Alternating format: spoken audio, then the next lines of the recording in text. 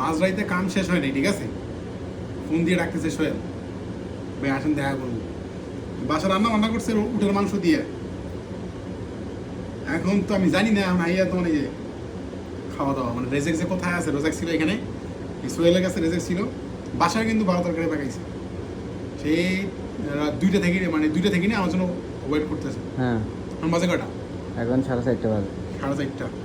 সোহেল কিন্তু নিজে পাকায়, যে ক্যামেরা ধরছে না, হ্যাঁ কিন্তু নিজে পাকায় রান্না করছে, বিশেষ করে আমার জন্য।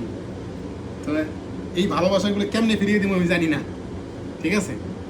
তুমি আমি দেখাই তারা একটু মুখে দেই রান্নাটা কেমন আছে, রিভিউ দিই।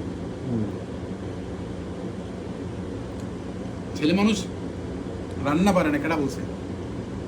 এত সুন্দর করে পাকাইছে। যাই হোক, বেশি বর্ণনা দেওয়া যাইব না, দেখাই লোকটারে। এই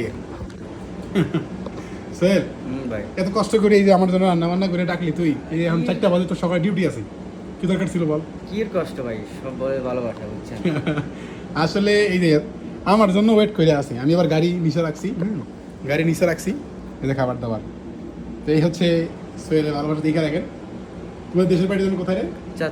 চাঁদপুরের লোক।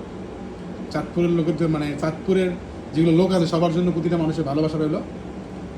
এই হচ্ছে সোহেল, চাঁদপুরের লোক, চিনা রাখেন।